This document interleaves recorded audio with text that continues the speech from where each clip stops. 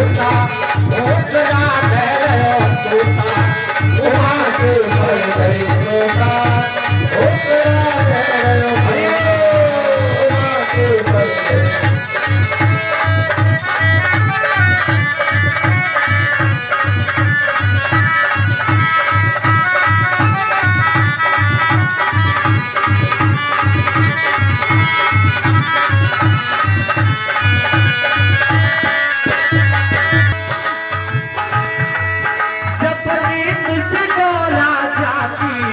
मन सोच करे अतिवारी जब नींद से दौड़ा जागी मन सोच करे अतिवारी बोली शंकर जी से कब लग गई आंख हमारी बोली है शंकर से कब लग गई आंख हमारी आधी कथा सुनी है हमने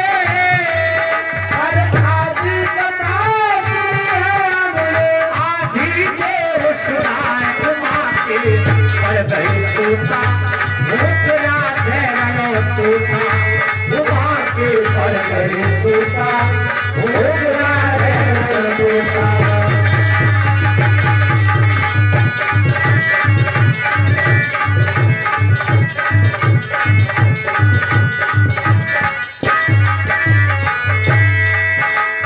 बोले शंकर जी तब ये कथा सुनी है किसने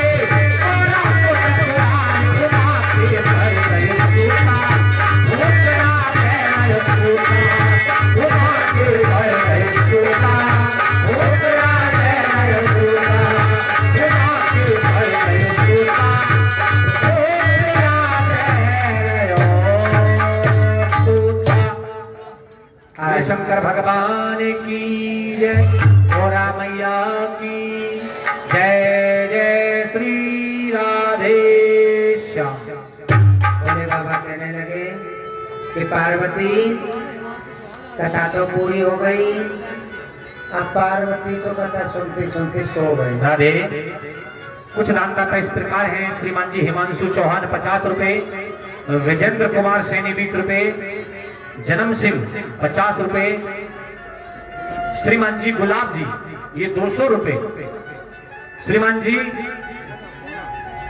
बौना 10 रुपए, श्रीमान जी आकाश निवासी सैमली 10 रुपए, श्रीमान जी विनित ये 20 रुपए भगवान की कथा में दान कर रहे हैं। सब जय जयकार हो, कल्याण हो।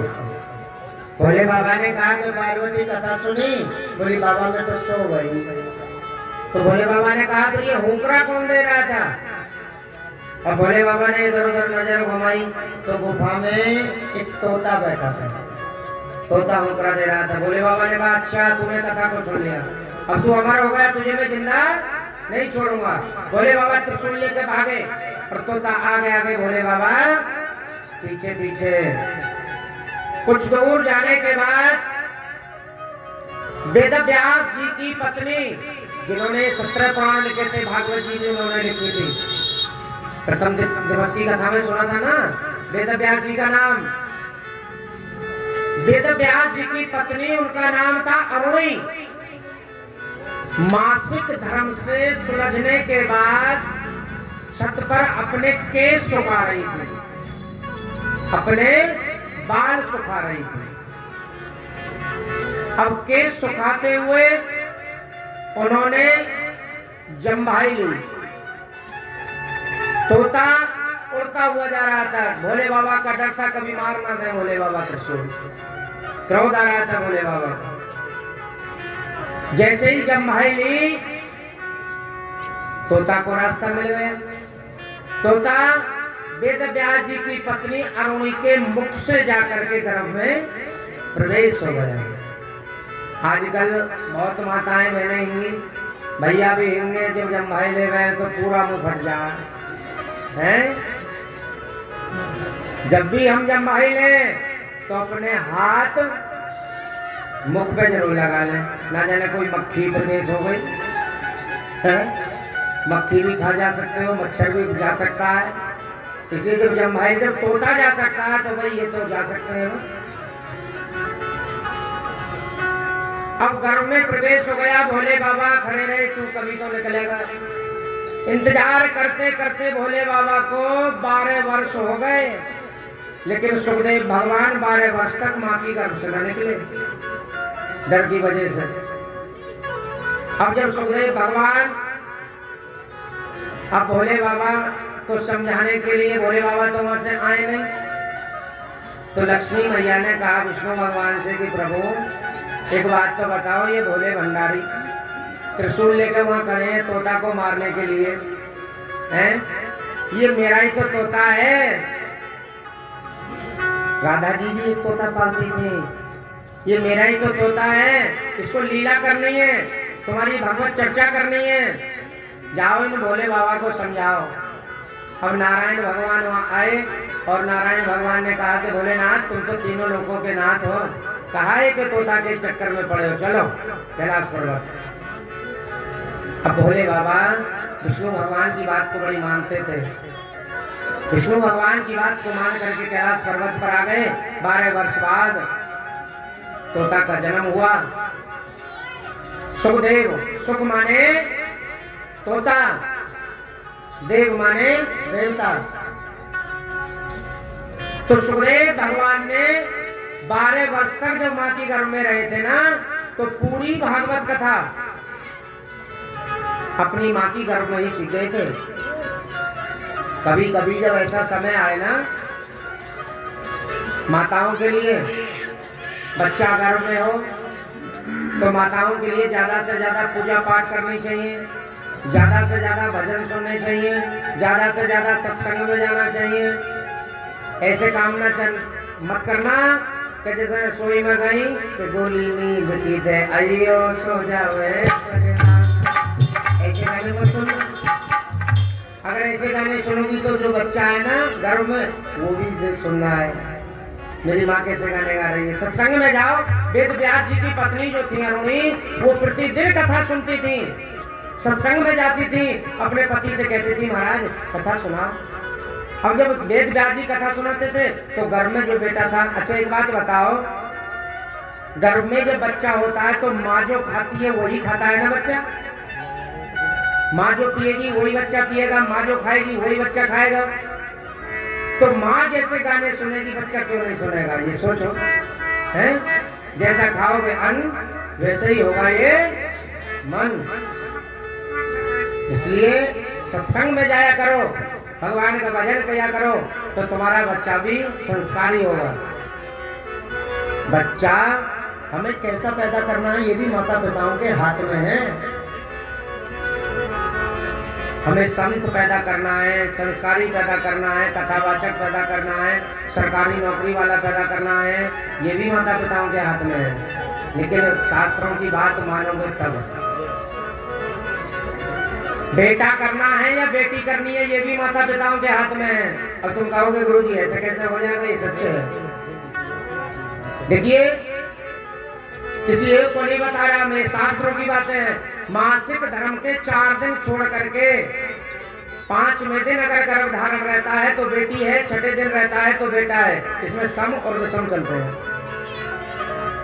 और जो गोद भरवाने आई है वो भी ध्यान से सुन लो। 5वें दिन बेटी, 6ठे दिन बेटा, 7वें दिन बेटी और 8वें दिन बेटा। इसमें सम और विषम देखे जाते हैं जिस दिन गर्भ धारण होता है। ये शास्त्रों की बातें हैं। आज सुखदेव जी का जन्म हुआ, बोले सुखदेव भगवान की। अब नारद जी पहुंच गए। हाँ, तो सुखदेव जी जब धीरे धीरे बड़े हुए तो वेद व्यास जी महाराज कहने लगे बेटा अब तुम विवाह कर लो। सुखदेव भगवान बोले सुनो पिताजी, मेरा जन्म विवाह के लिए नहीं हुआ, मेरा जन्म तो भगवत चर्चा के लिए हुआ है। मैं तो चर्चा करूंगा, भगवान की कथा करूंगा। घर से निकल गए, कुछ दूर पर जाकर के देखा तो एक तालाब में कुछ महिलाएं नग्न अवस्था में स्नान कर रही थी, वस्त्र उतार करके। एक बात और ध्यान से सुन लेना, ये भी शास्त्रों की बातें हैं। कभी भी नग्न अवस्था में स्नान नहीं करना चाहिए। हम बाथरूम में चले जाते हैं, बहुत लोग नग्न अवस्था में स्नान करते हैं। देखिए जल में ब्रह्मदेव का वास होता है, और ब्रह्मदेव कौन है जानते हो? विष्णु भगवान की सवारी जलदेव। जलदेव भी क्रोधित हो जाते हैं, ब्रह्मदेव भी क्रोधित हो जाते हैं, इसलिए कभी नग्न अवस्था में स्नान नहीं करना चाहिए। अब सुखदेव भगवान निकल करके जा रहे थे, कुछ महिलाएं नग्न अवस्था में स्नान कर रही थी, पीछे पीछे वेद व्यास जी जा रहे थे। अब वेद व्यास जी ने सोचा कि मेरा बेटा जवान है, अभी निकल करके गया है, इन महिलाओं ने मेरे बेटे को देख करके वस्त्र नहीं पहने। और जब वेद व्यास जी निकल करके गए तो देख करके वस्त्र पहन लिए। तो वेद व्यास जी ने कहा एक बात बताओ, मैं तो बूढ़ा हूं, मैं तो बूढ़ा हो चुका, मुझे देख करके तुम वस्त्र धारण कर रही हो, लेकिन मेरा बेटा जवान था वो भी गया, तुमने वस्त्र धारण नहीं किए। तो महिलाओं ने जवाब दिया कि वेद व्यास जी, जिसको तुम साधारण बेटा समझ रहे हो ना, वो तुम्हारा साधारण बेटा नहीं है। तुम्हारे बेटे को तो ये भी पता नहीं है कि स्त्री और पुरुष में अंतर कितना होता है, स्त्री क्या है और पुरुष क्या है। वो पुरुष को भी और स्त्री को भी बराबर समान मानता है, क्योंकि तुम्हारे बेटे का रूप दूसरे भगवान का रूप है। सुखदेव भगवान की जय हो। आज आंखों से आंसू आ गए ये बात सुनकर के वेद व्यास जी के, मेरा ऐसा बेटा है? बोले हाँ बिल्कुल ऐसा बेटा है। उसको नहीं पता कि नारी किसे कहते हैं, नर किसे कहते हैं, वो एक समान मानता है दोनों को। अब नारद जी आए, नारद जी ने कहा भाई वेद व्यास जी महाराज, सुखदेव जी चलो। सुखदेव बोले हम नहीं जाएंगे। क्यों? राजा परीक्षित ने पाप किया है, संत के गले में मरा हुआ सर्प, और जो ब्राह्मण का संत का अपमान करे उसके यहाँ तो कभी जाएंगे ही नहीं। अब नारद जी ने कहा भाई जाना तो पड़ेगा, क्योंकि ये मौत जिंदगी का सवाल है। अब यहाँ नारद जी ने एक उदाहरण दिया, एक बात बताओ, एक व्यक्ति, अंधा व्यक्ति जा रहा है, रास्ते में कुआं है, और एक आंखों वाला व्यक्ति वहां बैठा है। उस आंखों वाले व्यक्ति के सामने अगर अंधा व्यक्ति कुआं में गिर जाए तो गलती किसकी? आंखों वाले की गलती है ना। उसे बताना चाहिए कि आगे कुआं है। तो आप तो संत हैं, आप तो पुरुष हैं, आप तो कथावाचक हैं, अगर आप कथा नहीं सुनाओगे तो आगे क्या होगा? ये दक्षिणा अपने पास रखोगे, इसमें पर्ची लायो डाल कर, फिर पता कर चलेगी। चलो आज सुखदेव भगवान आए और उधर सप्तऋषि बैठे थे, तो जैसे ही परीक्षित महाराज ने देखा कि सुखदेव आ रहे हैं, सुखदेव को देख करके भाग करके गए और चरणों में गिर गए। जैसे ही चरणों में गिरे तो सुखदेव ने जैसे ही हाथ रखा तो सप्तऋषियों ने तालियां बजाई और कहा कि हो गया महाराज परीक्षित का कल्याण। क्यों? मैंने कल परसों की कथा में बताया था, अगर किसी ब्राह्मण ने, किसी संत ने, किसी फकीर ने तुम्हारे सर पे हाथ रख दिया ना कि जाओ तुम्हारा कल्याण हो अपने मन से, तो ये समझ लेना कि भगवान का आशीर्वाद मिल गया, तुम्हारा कल्याण ही हो गया। ब्राह्मण का आशीर्वाद किसी किसी को मिलता है, सबको नहीं मिलता है। जिनके यहाँ भगवान का बुलावा आता है, भगवान की कृपा होती है, उसी को आशीर्वाद दिया जाता है ब्राह्मण द्वारा। सुखदेव भगवान बोले सुनो महाराज परीक्षित, 7 दिन है, 7 दिन में मेरे पास इतना भी टाइम नहीं है जो मैं मंगलाचरण बोलूं। जानते हो मंगलाचरण? जब मैं आता हूँ व्यास गद्दी पे, हम जो बोलते हैं स्वस्ति श्री गणेशाय नमः, स्वस्ति श्री सरस्वत्याय नमः, ये जो हम बोलते हैं ये मंगलाचरण है। मेरे पास इतना भी समय नहीं है, बैठो मैं तुम्हें कथा सुनाऊं। अब शुक्र काल में वृक्ष के नीचे बैठ करके गंगा जी के किनारे सभी सप्तऋषि बैठे थे। राजा परीक्षित को बिठाया गया और सुखदेव भगवान कथा को प्रारंभ करते हैं। बोले सुखदेव भगवान की, समझ गए परीक्षित जी महाराज? कथा क्यों हो रही है? कल्याण के लिए हो रही है, पितरों को मोक्ष की प्राप्ति के लिए हो रही है। आइए पहले नजर डालते हैं राम जन्म की कथा की और उसके बाद भगवान कन्हैया का जन्म करेंगे। एक बार की बात, महाराज दशरथ अपने सिंहासन पर बैठे थे और आइएगा क्या विचार कर रहे थे, क्या मन में सोच रहे थे।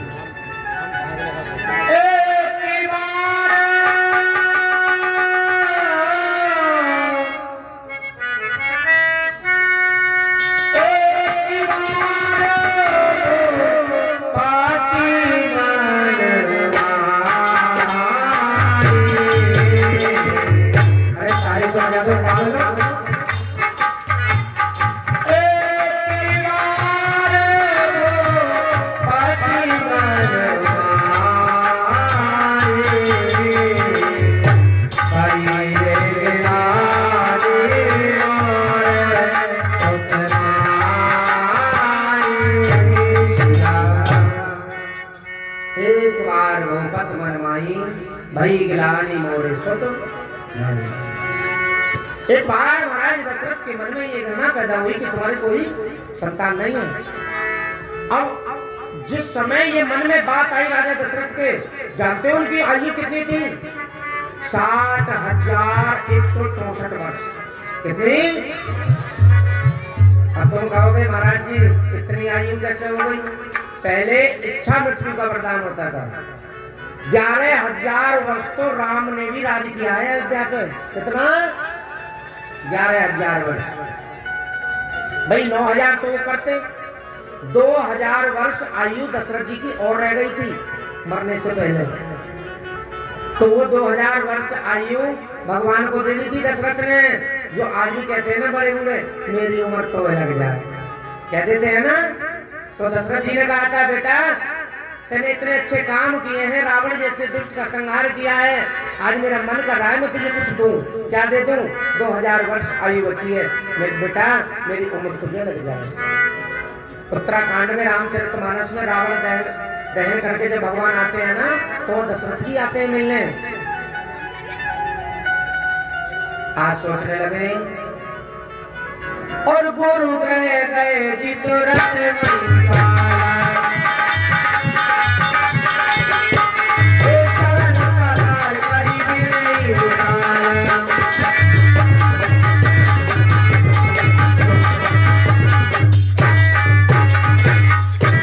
बुझाए गुरु यही सुनायो, चरण राज तब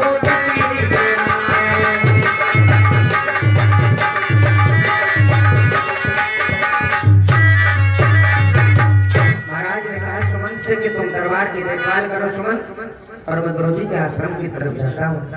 आज आश्रम पर गए और आंखों में बड़े आंसू राजा दशरथ के।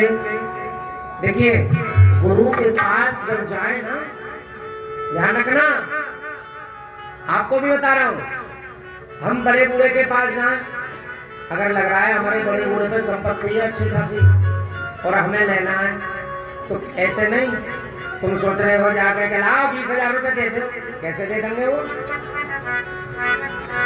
चुप जाके पहले तो चांद मक्कर बनाओ रोने के, हैं? सेवा करो उनकी, पैर दबाओ जाके। आज राजा दशरथ जाकर के पैरों में पड़ गए, पैर दबाने लगे। वशिष्ठ जी के आंखों में आंसू आ गए थे राजा दशरथ को। वशिष्ठ जी से कहने लगे महाराज मेरी बड़ी दुख भरी कहानी है गुरु जी, जरा सुनिए मेरी बात को। बोलिए। कहने लगे क्या? हो कर चुका विवाह में 3 अब तक, फल मुझको उसका मिला नहीं। ऐसी बातें करते हो राजा? गुरुदेव 3 विवाह कर चुका हूँ, मेरे 3 रानियां हैं, लेकिन अभी तक उसका फल नहीं मिला, मेरे कोई संतान नहीं है। गुरुदेव आपसे एक प्रार्थना है। कहिए ना। कर चुका विवाह में 3, अब फल उसका मुझको मिला नहीं, और है चौथा पना आने वाला